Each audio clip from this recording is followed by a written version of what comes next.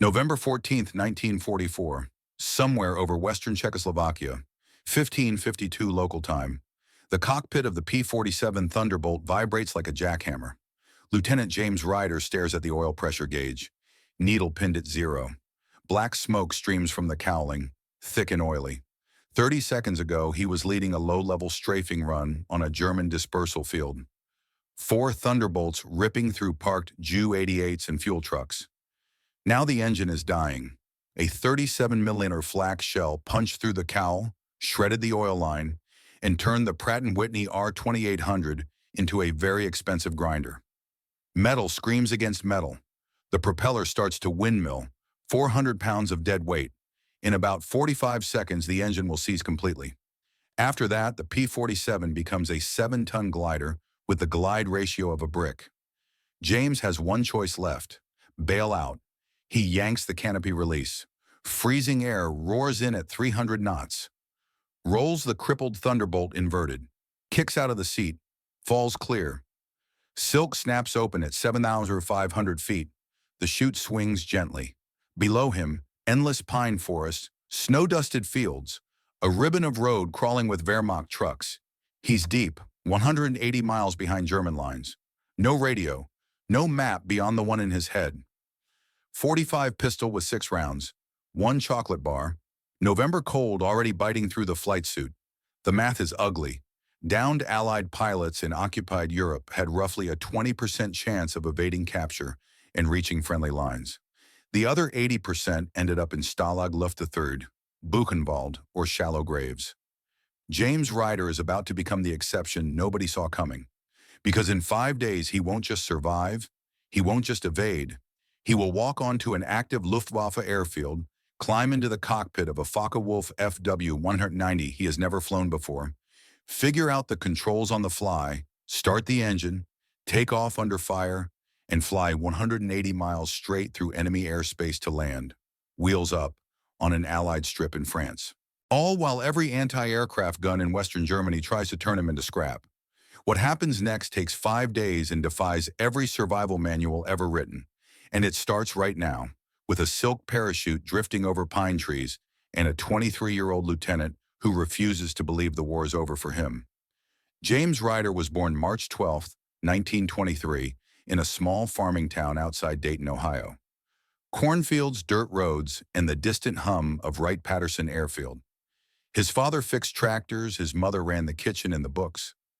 Nothing special about the family, except that James loved machines. Cars, engines, anything with moving parts. At 16, in the summer of 1939, he started hanging around the local airstrip. A crop duster named Hank flew a battered Stearman biplane, spraying fields for pennies. One afternoon, Hank let the kids sit in the front cockpit. "Don't touch anything," he said. James touched everything. By the end of the summer, he had logged 35 hours, mostly straight and level, but enough to feel the controls talk back. September 1939, Germany invades Poland. War starts in Europe. James is still in high school, but something clicks. Flying isn't just fun anymore. It's going to matter. He graduates in 1941. Pearl Harbor hits 6 months later. James is 18. He walks into the Army Air Force's recruiting office in Dayton the next week. They look at his logbook, over 80 hours now, self-taught, and fast-track him. No college needed. Just aptitude and hours in the air. Basic flight training at Randolph Field, Texas, Stearman PT-17s, then BT-13s, then AT-6 Texans. Instructors call him natural. He graduates primary with top marks, advanced with honors. By late 1942, he's a second lieutenant with wings, assigned to the 56th Fighter Group, Zemke's Wolfpack, flying P-47 Thunderbolts out of England. The P-47 is a beast, big, tough, 850 cal machine guns, radial engine that can take hits and keep running. James loves it. "Feels like a flying tank," he tells his squadron mates. First combat mission, March 1944. Escort B-17s over France. No kills that day, but he brings the jug home with flak holes and a shredded rudder. Second mission, strafing run on rail yards near Paris. He spots a Bf-109 taking off. Dives, fires a long burst. The 109 cartwheels into a field. First kill confirmed. By summer 1944, he's an ace. 5 confirmed. The group moves to France after D-Day. More missions: ground attack, bomber escort, fighter sweeps. James racks up 3 more victories: 2 FW-190s and a Ju-88 bomber. He's quiet in the ready room, but when the klaxon sounds, he's first to the plane. November 1944. The group is based near Reims. Orders come down: hit German dispersal fields in Czechoslovakia. Low level, high risk. James leads Blue Flight, 4 Thunderbolts. They take off at dawn. He has no idea this will be his last mission in a P-47. Part 3. Thunderbolts over Europe, First Blood Spring, 1944. The 56th Fighter Group is based at RAF Halesworth, Suffolk, England. Muddy runways, Nissen huts, and the constant drone of radial engines warming up at dawn. James Ryder's squadron, 61st Fighter Squadron, flies the P-47D Thunderbolt. The Jug. Heavy, armored, unforgiving. It dives like a brick but climbs like a rocket and soaks up damage that would shred a lighter fighter. First combat tour starts March 1944. Mission: deep escort for B-17s and B-24s, pounding Berlin and the Ruhr. James flies wingman to Captain Gabby Gabreski, already an ace. The group takes off in tight formation, 48 Thunderbolts climbing through overcast to 25,000 feet. Over the Dutch coast, the flak starts. Black puffs blooming like deadly flowers. Tracers streak up in slow arcs. James keeps formation tight.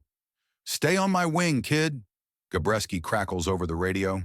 They bounce a gaggle of Bf-109s trying to climb through the bombers. James rolls in behind one.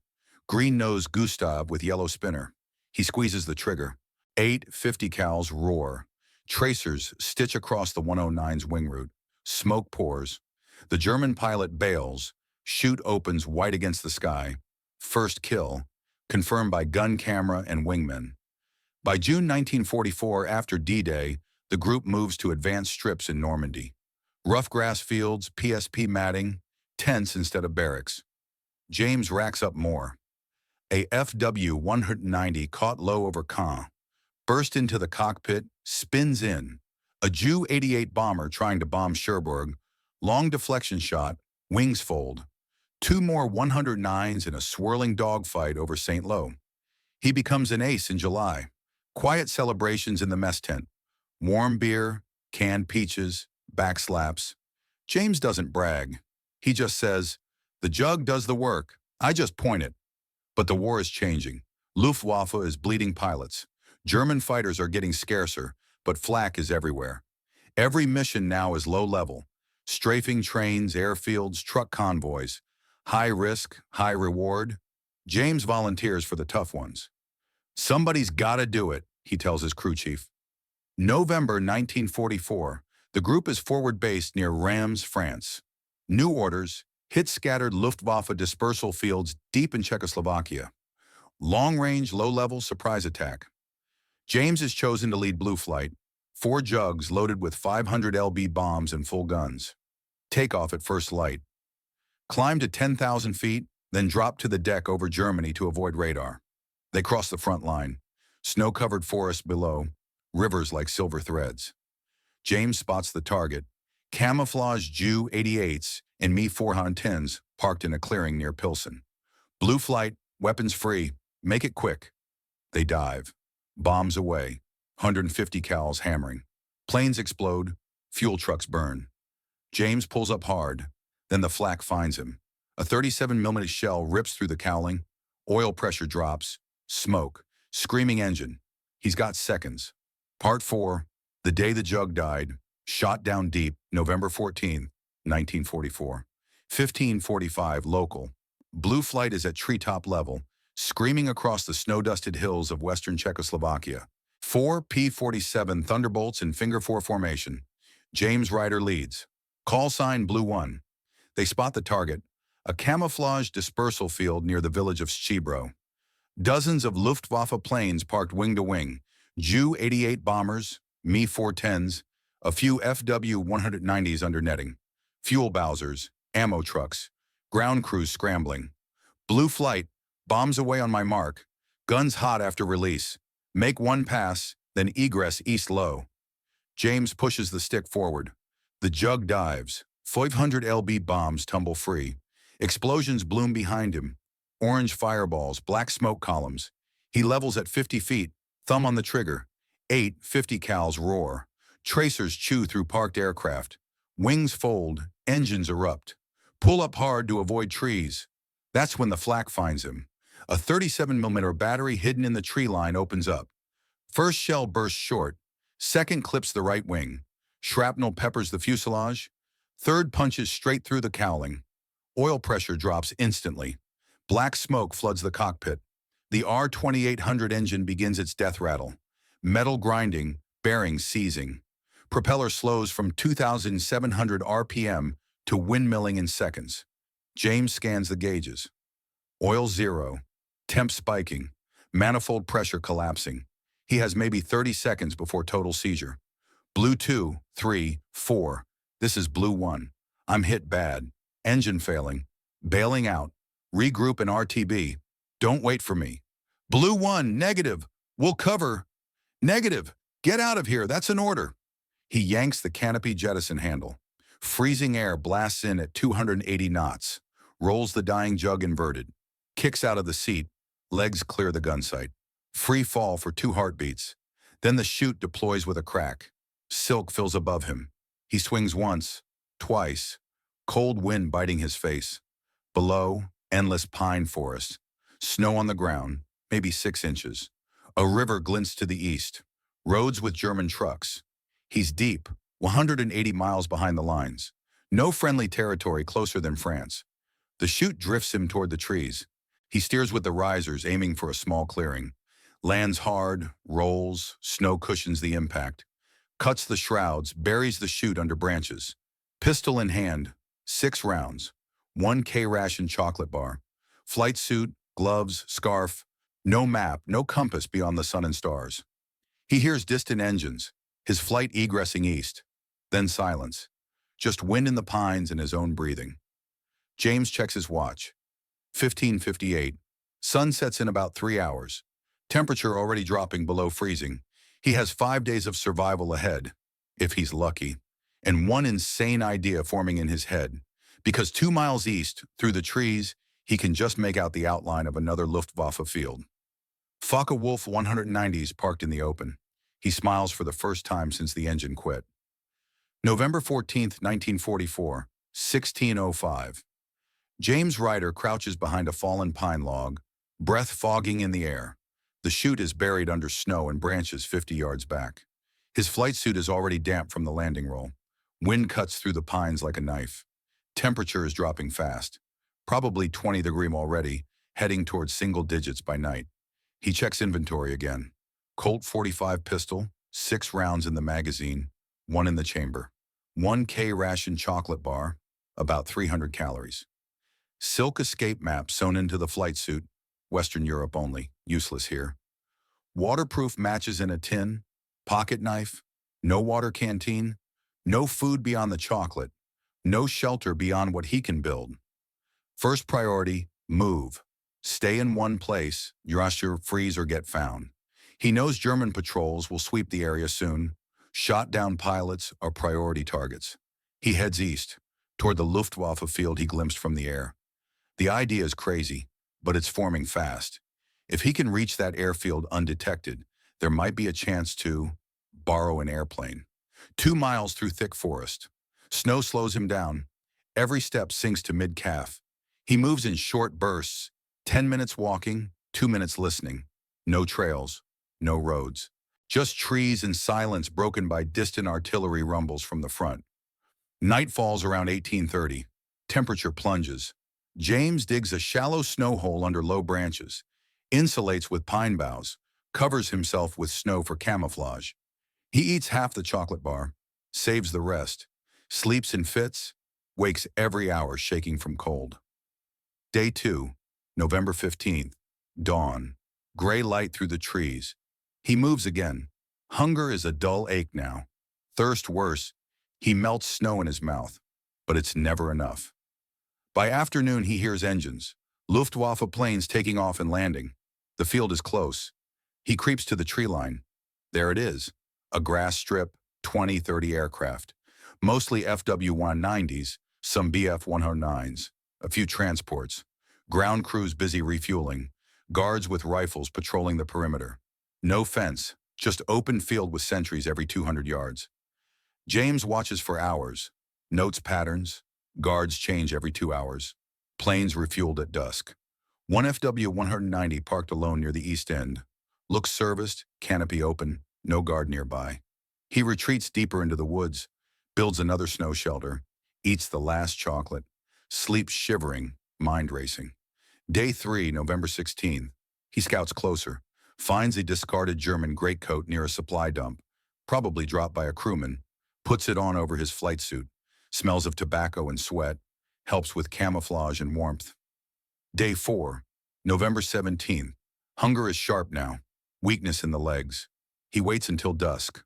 When the last patrol passes, he moves, crouches low, crosses the open ground in short rushes, 50 yards at a time, reaches the lone FW-190, climbs onto the wing, cockpit empty, no one around. He slides into the seat. Unfamiliar German gauges stare back. Throttle, mixture, prop pitch, all in metric labels.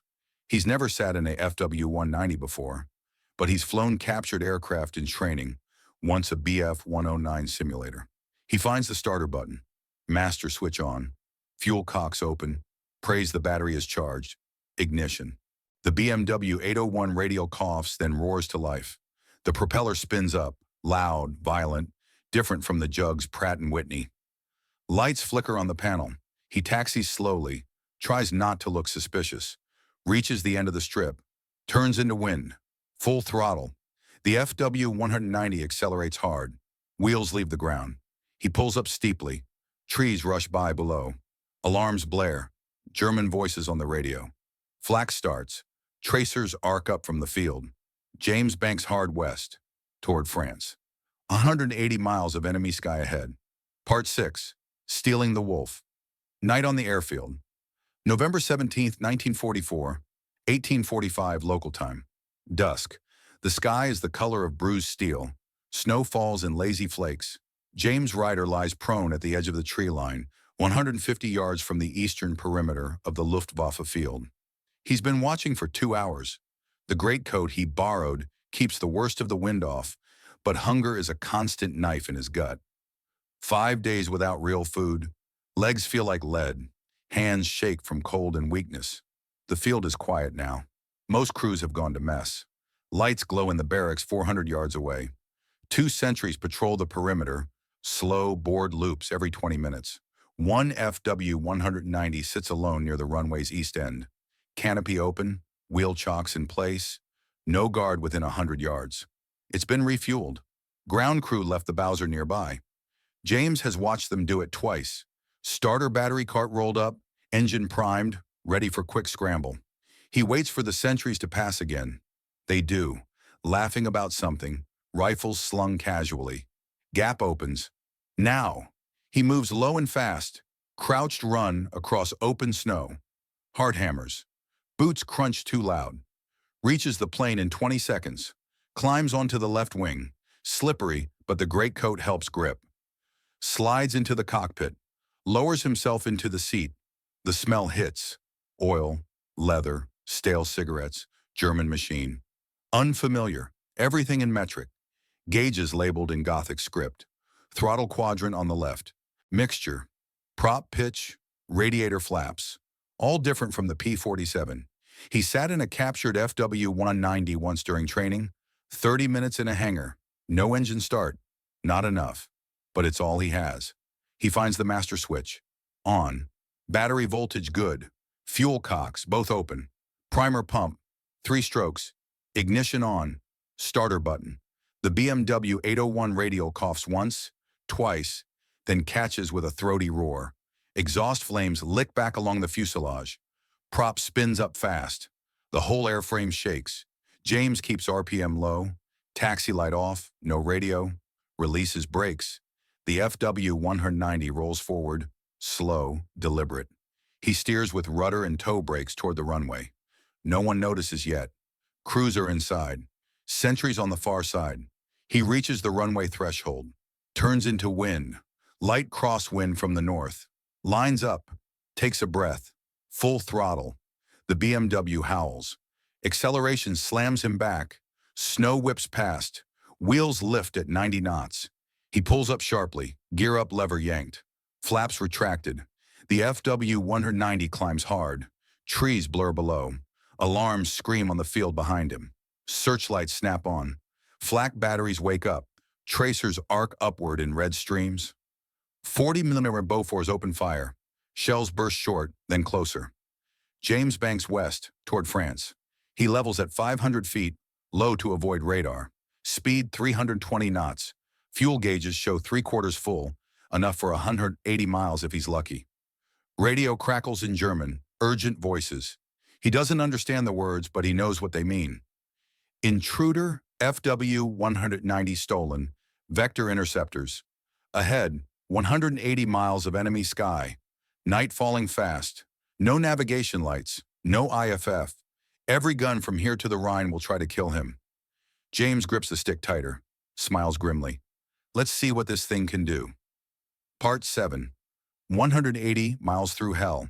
The flight home. November 17th, 1944. 1902 local time. The FW-190 claws its way into the darkening sky at 4,000 feet per minute. James Ryder levels off at 1,200 feet.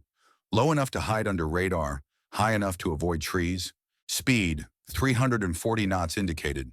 Heading, due west, compass swinging wildly in the unfamiliar cockpit. The BMW radial throbs behind him. Smooth, powerful, completely alien after the P-47's Pratt & Whitney rumble.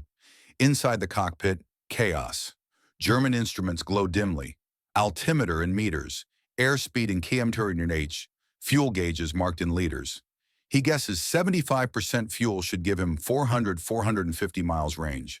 France is 180 miles away. Doable if nothing goes wrong. Everything goes wrong. First, searchlights from the field sweep the sky behind him. 40mm flak opens up. Bright orange bursts blooming 500 yards short, then closer. Tracers streak past the canopy, red and green lines stitching the night. James jinks left, right, keeps low, uses terrain masking. A shell explodes 200 yards ahead. Shrapnel pings off the wings like hail. Second, radio chatter explodes in German. He doesn't understand most of it, but Amerikaner and Focke-Wulf gestohlen come through clear enough. They're vectoring interceptors, probably 109s or 190s already airborne. Third, fuel burn is higher than expected. The engine is running rich. He can't find the mixture control fast enough. Gauge drops visibly. He leans it out by feel. RPM holds, but power dips slightly. He pushes the nose down to 800 feet. Snow-covered fields blur below. A river glints. Rhine? No, too early. Maybe the Nab or Regan. Navigation by dead reckoning, west. Keep the North Star on the right wingtip when it appears. 20 minutes in, first interceptors appear. Two dark shapes, silhouettes against the moonlit clouds. BF-109s at 5,000 feet. They spot him, turn in, dive. James slams the throttle forward. FW-190 accelerates, faster than the jug in level flight. He dives to 400 feet, skims treetops. The 109s follow. Too fast, overshoot. James pulls up hard. G-forces gray his vision. 109 flashes past. James snaps a short burst from the 20mm cannon. Hits wing root. Smoke trails. The German rolls away, trailing fire. Second 109 breaks off, climbs for height. James levels, breathing hard. Sweat freezes on his face. 40 minutes in, flak from every village. 88mm batteries light up the horizon. Big black puffs at 10,000 feet. Light flak, 20mm and 37mm, sprays upward in curtains. He weaves between bursts. Left, right, up, down. One shell clips the tail. Rudder shudders, but controls hold. Fuel at 40%. France still 80 miles away. 60 minutes. Allied lines near. He sees tracers. Friendly ack-ack. No. German night fighters ahead, silhouetted against searchlights. FW-190s, Luftwaffe night fighters with radar antennas. They spot him. Turn in. James has no choice. He dives to 200 feet, hedgerows whipping past. One night fighter follows. Cannon flashes.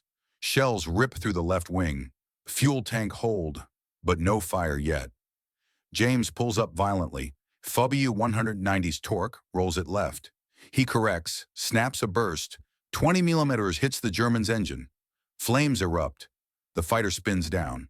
The second breaks off. Fuel warning light flickers. Red. Engine coughs once. Ahead, Allied airstrip lights. Faint, welcoming. James lines up. Gear down lever yanked. Nothing happens. Hydraulics hit. No gear. He'll have to belly in. He bleeds speed. 200 knots, flaps down. Stall horn blares.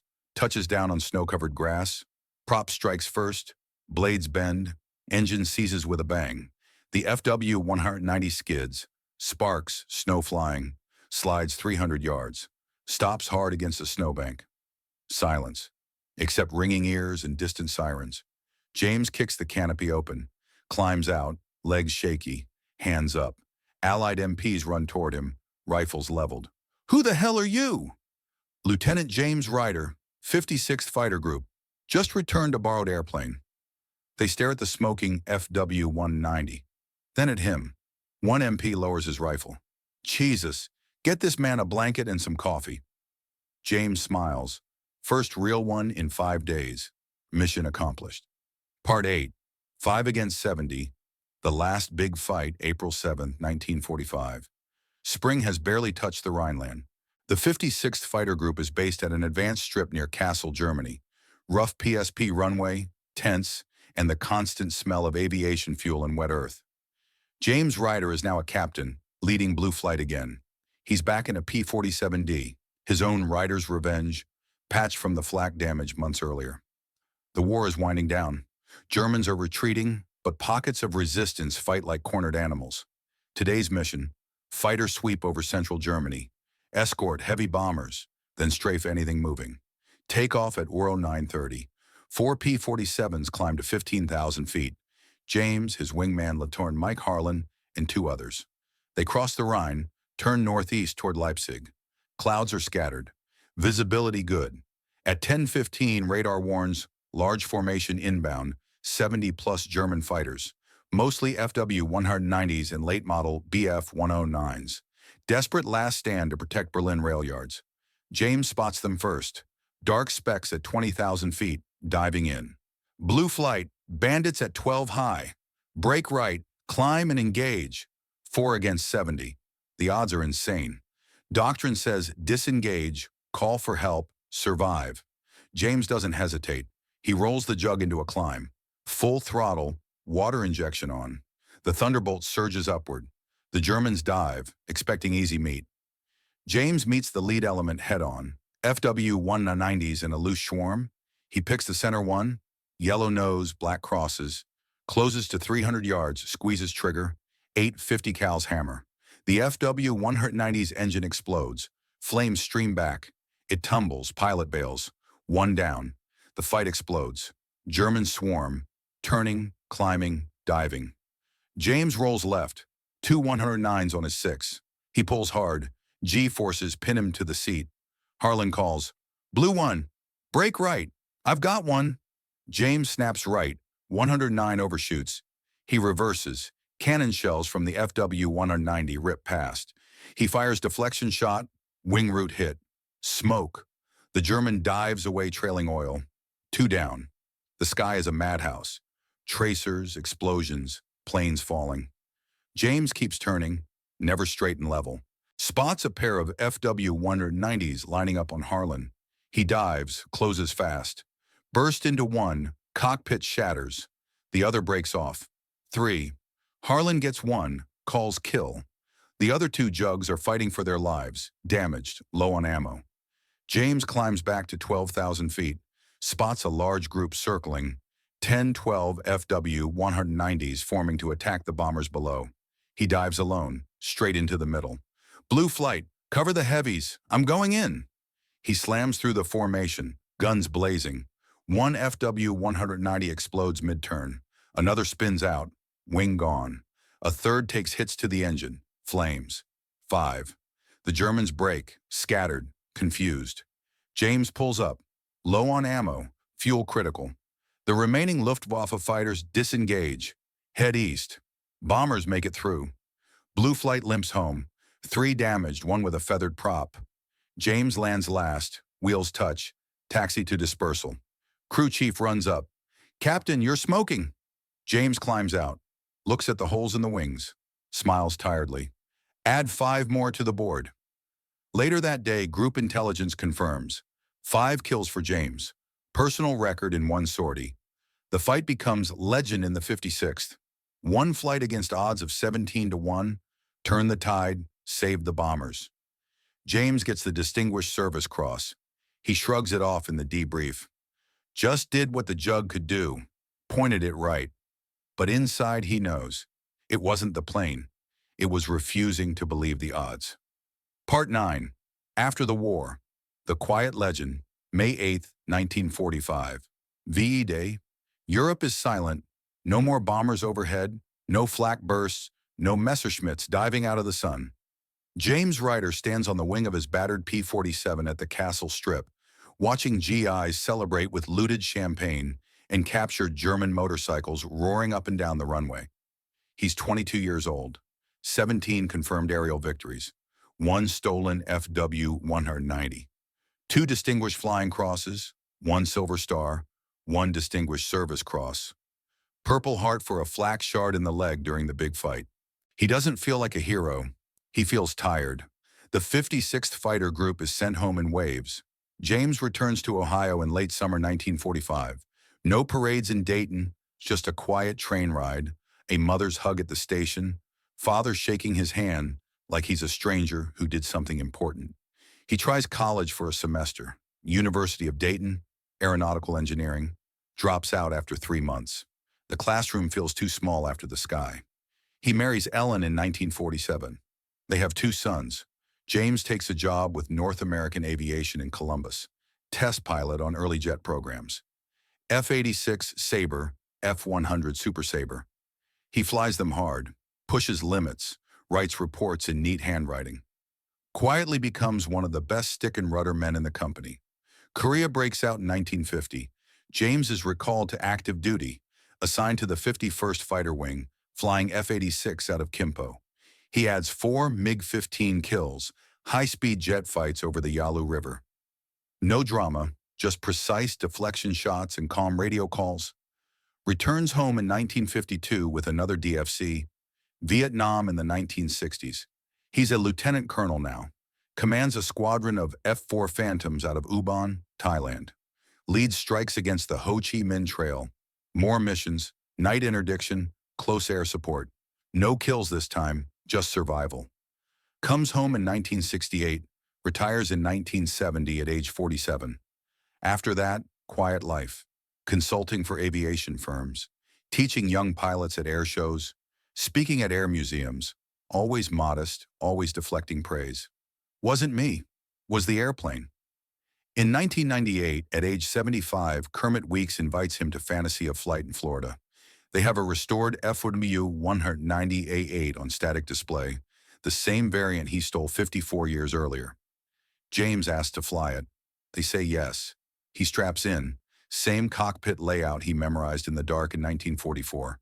Taxi out, takeoff roll, lifts off smooth. The BMW radio roars like an old friend. He puts on a show, low passes at 50 feet, loops, rolls, hammerheads. The crowd watches a 75-year-old man throw a World War II fighter through maneuvers that make younger pilots gray out. Lands perfectly, taxis back, canopy open, thumbs up to the crowd. Someone asks in the debrief, "What were you thinking up there, Colonel?" James shrugs. "Same thing I've always thought. What's the airplane capable of? What am I capable of? Let's find out." He passes away in 2002, age 79, buried in Arlington with full honors. His headstone reads simply, James Ryder Captain, USAF, Retpuri, 1923-2002. No mention of the stolen fighter. No mention of 5 days in the forest. No mention of 5 against 70. Some stories don't fit on stone. Part 10. The final lesson. What James Ryder really taught us. James Ryder was 5 feet 10 inches tall, weighed 165 pounds soaking wet, and never raised his voice in anger. A quiet kid from Ohio who loved engines more than people. No movie star looks, no booming speeches, no thirst for fame. Yet when he climbed out of that stolen FW-190 on a French airstrip in 1944, 5 days after being shot down 180 miles behind enemy lines, the MPs who met him with rifles pointed at his chest later said the same thing. He looked like he'd just come back from a routine training hop. He didn't. He'd survived 5 freezing nights in the forest with 1 chocolate bar. He'd sneaked onto an active Luftwaffe airfield, started an enemy fighter he'd never flown, taken off under fire, and flown 180 miles through flak and interceptors to land gear up on Allied soil. Then 5 months later, he turned a 4 vs 70 air battle into a rout. 5 confirmed kills, bombers saved, squadron brought home. The rational choice every time was surrender. The safe choice was retreat. The smart choice was survival. James Ryder never chose any of those. He looked at a cockpit full of German gauges he couldn't read and saw not confusion, but opportunity. He looked at 70 enemy fighters swarming his 4-plane flight and saw not impossible odds, but a chance to attack. He refused to accept that his options were limited to the ones that seemed possible. That's the real story of James Ryder, not the stolen fighter, not the 17 aerial victories across 3 wars, not the medals in a drawer back in Ohio. The story is simpler. A pilot who asked 2 questions every time the world said, "Give up." What's the airplane capable of? What am I capable of? Let's find out. In 1998, at 75 years old, he flew a restored FW-190 at an air show. Same type he'd stolen 54 years earlier. He threw it through loops, rolls, and low passes that made the crowd gasp. When he shut down the engine and climbed out, someone asked what he was thinking up there. He shrugged. Same thing I've always thought. What else can I do? James died in 2002 at 79, buried at Arlington. His headstone is plain. No mention of the forest. No mention of the flight home. No mention of 5 against 70. Some stories don't need engraving. They just need to be remembered. So next time life puts you in a cockpit you've never flown, with gauges you can't read, 180 miles from safety, and every gun in the world pointed at you, remember the quiet guy from Ohio who smiled, pushed the throttle forward, and asked, "What else can I do?" Thanks for watching this story. If tales of real courage, insane odds, and pilots who refuse to quit hit you hard, hit subscribe, turn on notifications, drop a like if James Ryder just earned a spot in your mental hangar. See you in the next one. Blue skies.